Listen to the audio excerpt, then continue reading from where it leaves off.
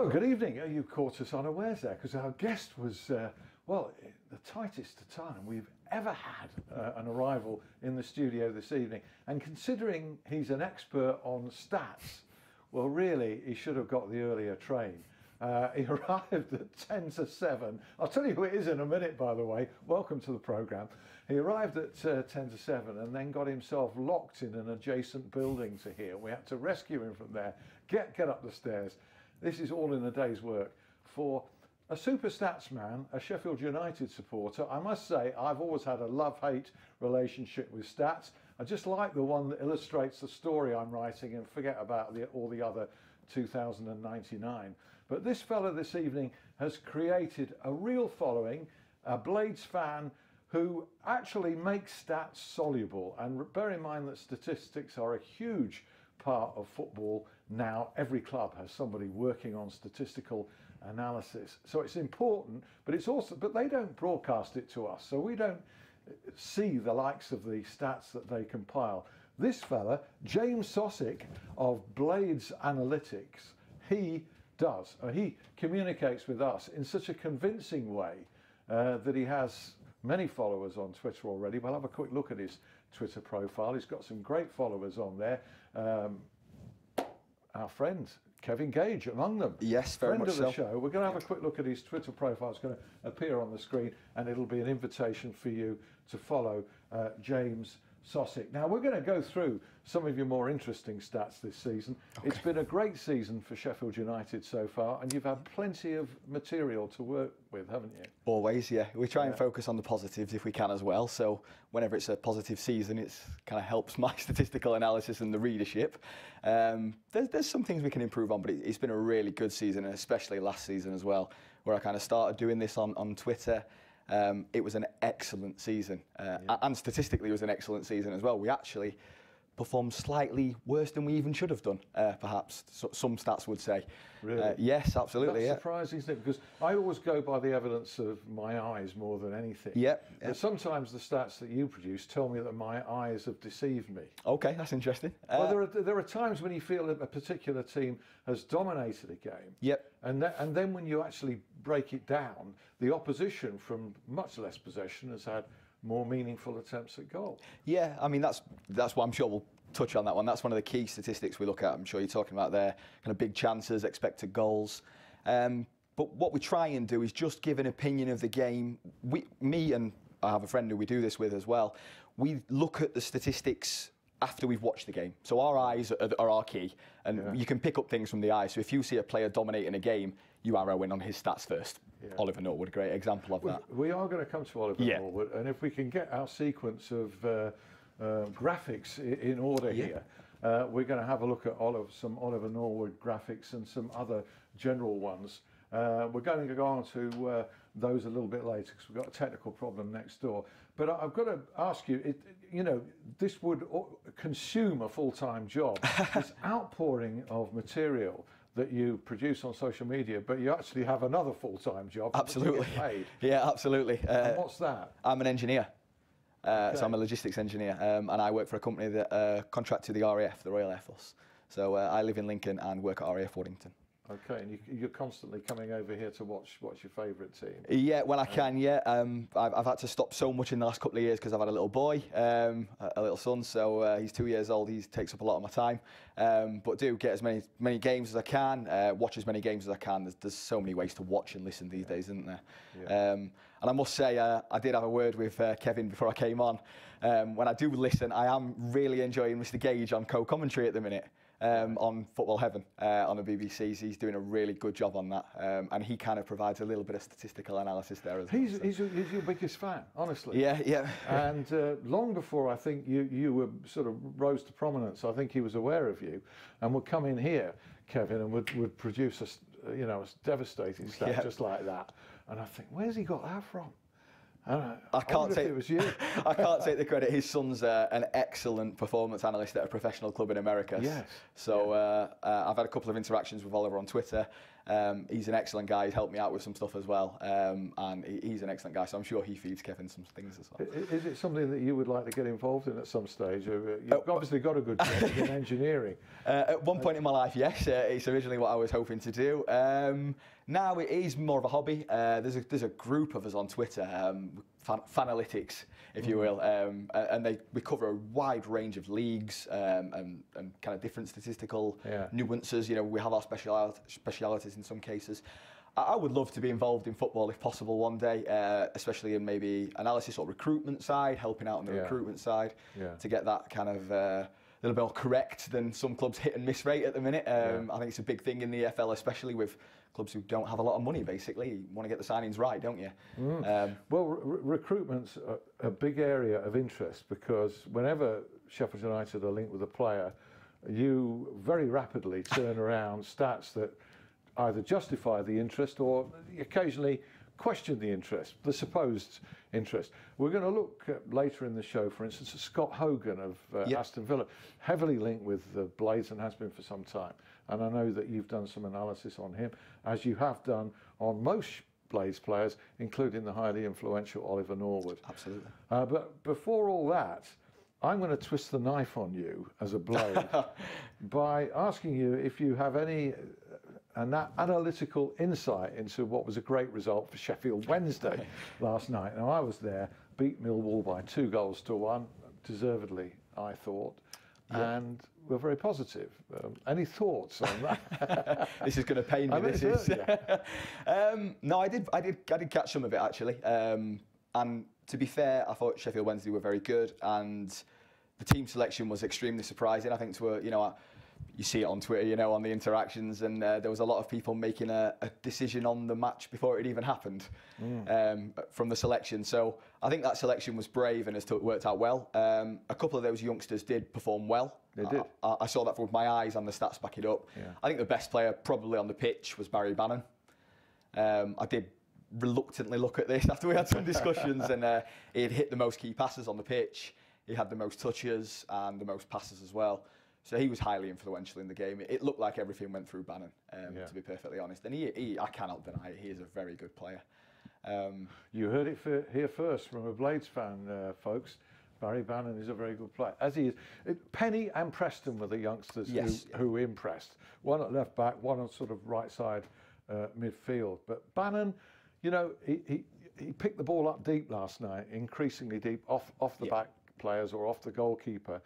And as such was able to hit forward passes rather than having it in tight areas and having to go sideways or back on occasion. There's a big difference there. Strikes me that can play more to his strength there. Yep. We'll get back to United in a minute. No, definitely. I mean, just wheeling it round to a Wednesday United comparison, I'll be really interested if Bannon picks up his form of a year or two ago this season with his comparison with John Fleck.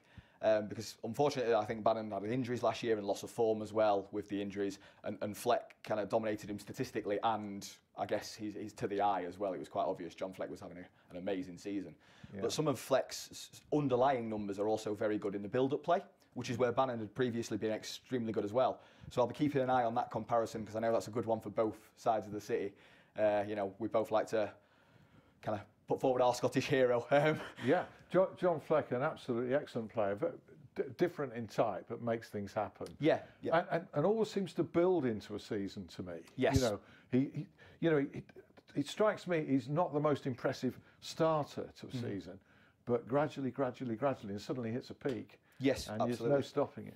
No, and I think we kind of saw the embers of that on Saturday in the game, because even though Norwood impressed, and I think deservedly got man of the match, especially for a league debut, there's a couple of statistics we can talk about later that are a little more nerdy in kind, but John Fleck actually was the highest Sheffield United rated player in some of the stats that look at build-up play. So dribbles or passes that led to an effort on goal, might be the third pass behind a shot, but we actually record things like that. So we can record these days who creates chances, not directly, but who's involved the most. Yeah. And John Fleck was the most involved player in chances on Saturday on the whole pitch.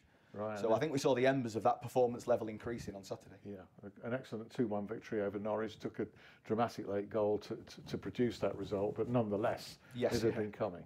and it would have satisfied you. You're not thinking of stats when the ball hits the back of the net, are you? Absolutely not. No, I'm going crazy like everyone else. No, the stats coming after the game. I'm probably more irrational and emotional than most when I'm watching the games and in the stands. So it's no, I'm not sat there with a notepad and a pen and a spreadsheet watching Sheffield United. No, I'm really pleased to hear that. When I used to attend Premier League games, you know, that the proliferation of stats from Carling Opta, before the game, it's almost a book of them involving players from that match. And I used to try and get into that. And then I used to sod it and just throw it away and watch the game. It was like being blinded by a blizzard. And that is the problem. But you seem to make them soluble. You seem to make them a source of entertainment, really. I hope so. As well as being informative. Yeah, I mean, I think one thing I try and do is focus on what I call performance metrics. So I want to think things that influence the game. And we try and present that in a fun way, graphs, radars, visuals, you know, or just listing the numbers, but in a nice, clear way. But I really want to focus on the way someone influenced the game, because that can either back up your eyes and the fans' opinion, or in some cases, and I get told this quite often, it can go against what the eyes are. Yes. You might think you saw someone play bad or well, and actually the numbers behind their performance can be better or worse than you thought. I think probably Leon Clark is the greatest example of that in recent times. Again, we'll get on to expected goals later, but Leon's doing some good things and he's working extremely hard. I see this lazy tag with Leon Clark going around. I'm sure you've seen this kind of debate. Yet Leon's pressing statistics, so his tackles and his interceptions in the opposition half, are higher than most of our players. Yeah. So what he brings to the game when he's not scoring goals is still something, which is very important. Probably a reason Chris picks him, to be perfectly honest with you. That's a very relevant point, that. And I think it's a perception that's followed him around from club to club. Yeah. And I think when people are looking for reasons why he's moved around a lot, they come to that conclusion. But I don't think there's any doubt that Chris Wilder and company have induced the best form of his career. Unbelievable. And your compilation would suggest that a goal is just around the corner and the first of quite a few. Yeah, I would say so. I wouldn't want to wager on how many. I mean, last year was an outlier for Leon. It was something that he's never done before, and probably won't match that again. But when you look at the chances he had, the quality of them, the positions he took up, he scored a few more than he should have, but he still would have scored double figures and kind of high up the top scorer list. Yeah. And this year already, he's in the top 10 for players who should have scored more than they have. So he's in the right position. When we think of saves like the Middlesbrough chance, the QPR chance on Saturday, he's in good positions, and I think he's always been a streaky scorer as well. That's something the eyes do tell us. When Leon is high on confidence and scoring, he scores in batches, 6, 7 games. I think it'll take one for Leon, but when he gets one, I'm sure he'll be up and running. All right. Let's hope we can get up and running with one or two of the graphics. We can't. I've still got that technical problem, unfortunately. So we'll just do it verbally. Yep. Oliver Norwood's, well, I've never seen a more assured first 2 appearances from a player than the one in the Hull Cup tie and in the Norwich game. And you reeled off some quite incredible details of the sheer number of passes and completed passes that he produced. Did it surprise you, any of that? Here we are. Look, here we are. There we go. 6 key passes, the highest in the game. 85 completed, the most in the game by almost 20. 11 crosses, 6 accurate. That's the biggest number in the game of accurate crosses, was it? That's 6. Yes, yep. 14 long passes, 8 accurate, again the highest in the game. 112 touches overall, next highest, Ender Stevens on 79. It does say continued at the bottom, but I think we've got the gist. Thanks very much. So we've got that stat. I mean that's hugely impressive for a player who we know is quality. Yeah. But it's almost unreasonable to expect a guy to move clubs and produce that level instantly. 100%. Yeah. Some of those statistics may shout out at people, but the key one for me in there was actually the touches on the ball. The reason I say that is the last 3 games, and predominantly to the back end of last season, when perhaps we weren't performing as some fans thought we should have compared to the first half of the season, the most players who had touches, kind of the most touches in a game, were Ender Stevens or John Fleck. I don't see a problem with that personally, but a lot of those touches were tight to the left-hand side. And perhaps this is a tactical thing that opposition have cottoned onto now, and they can kind of pin us down in the left-hand corner, which I think was obvious in the first 2 games, to be honest. Yeah. with Norwood having the most touches in the game, and by a long way, what that shows is we're starting to play more centrally again. And that's reminiscent of Paul Coots' form from last season at the beginning. So what that means is rather than being on one side and a lot of our play coming down there, we come from the middle through Norwood, who then fires his excellent kind of forward, long-range passes to the wings, or he can play direct passes through the middle, passing through the lines. And it gives us a lot more variety in our play.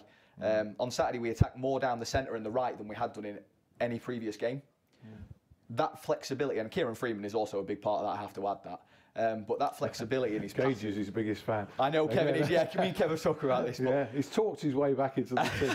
Yeah. But no, he does. You know, it is that link could become a serious link we see. Just like the Fleck kind of Ender Stevens, Jack O'Connell link has been so good for us and prosperous for us. I think Norwood, Freeman, that kind of side, that could open up a new avenue for us. Yeah. And if you think if we make the pitch wider and more space, then that's hopefully going to give Duffy and Fleck more space in the middle, which is what they crave. Right. Okay. Well, we've got another graphic. I don't know if we produced this one up, which is a chart of Ollie Norwood's season at Fulham. Now he's had two promotion winning seasons back to back, and this was his performance at Fulham. This was last season in getting promoted. It may appear on the screen, it may not, but even if it appears on the screen, it's going to look like my breakfast of scrambled eggs, because it's basically a circle of, well, not quite a complete circle. What, you know, when you were looking at that, what were you actually driving at? So I guess you're talking about the radars. Yeah, the radars. There we are. There's his radar, and radar's a great word. Yep. Explain that. So I'd love to say that I created these, but I didn't. These actually came originally from American hockey analytics, and weirdly, that's where football gets a lot of its ideas from. And then a guy from America who's quite infamous, he works for professional clubs in England, he bought this with him, and it's kind of his baby. But we use them, and what we're looking to do... What are we looking at there? Well, the statistics around the outside are kind of some key elements of what a central midfielder, deep-lying central midfielder, should possess. So we're looking at passing statistics, forward passes, key passes. For anyone who doesn't know, a key pass is a pass that sets up an effort at goal. Doesn't have to be a goal, but it leads to a chance. We're looking at tackles and interceptions as well. So the more coverage that they get off that radar shows a better player. Okay. Is that a good shape then? That's a good shape, is it? That's an excellent shape. So is it? What you'd be looking for there is the right-hand side of the radar is the creativity side. Yeah. That's the passing side. The left-hand side is the defensive side. Norwood has a nice balance of both. To say he plays the deepest role in midfield, but specifically his right-hand side, his creativity side from deep is excellent. It's one of the best I've seen of a Sheffield United player. That's excellent. You can zoom in there. So you see we have the forward passes around the outside. Norwood is actually in the kind of 3/4 percentile of the league in terms of how high he is up. Because these stats are averages of what the numbers they should be hitting. You can see that top right. Exactly. And that's kind of the creativity side. And again, on the left-hand side, interceptions-wise, he's very high. And actually, on Saturday, he had the most interceptions in the game for the Blades as well. Right. So he does a lot of defensive work I think the eyes don't see. You know, he's not an N'Golo Kante. No. He's not going to tackle everything on the pitch, but he does find himself in the right positions, and I think that's his footballing brain going to work there. This is fascinating. If you thought we couldn't do 45 minutes, which it will be once we've got through part 2, talking about statistics without boring you and getting you to go and do something else, then we're going to prove a point here tonight. We can do that. Just before the break, we've just got a minute and 20 seconds or so. Paul Coots is on his way back. You know, it's only 2 or 3 weeks. And suddenly you've got this element of two great linking players and ball-winning players. You think to yourself, oh, Coots, Norwood and Fleck, is that trio going to gel as the ideal trio? Or are Coots and Norwood a little bit too similar in some respects? What do you think? You could argue that, and statistically they are, definitely. I would never preempt Chris Wilder because he's a much better manager. I'm sure he's thought it through. I'm sure he's got the answer, but I would like to see. I love our 3-5, kind of 3-5-1-2, 3-4-1-2. Sorry. I would love to see variations though. I don't see why those three can't play 4-3-3 or a 4-3-1-2. We saw it in the Hull game actually in the second half, and it was probably our best performance of the season. So if you imagine Fleck on the left, Norwood on the right, and Coots in the middle, Duffy in kind of the number 10 role, and then the two up front. Clark and Sharp, or maybe another before the end of the window. And we'll be talking another in part 2. The most talked about striker, most linked striker, and we'll have some analysis from you on him. We're talking about Danny Hall's book as well. He's one of our own, which is going to hit the streets any time now. And plenty more fascinating chat. I might even drag you back to Sheffield Wednesday as well. In about 5 minutes, we'll be a bit more organised for part 2 and on time. We'll see you in 5.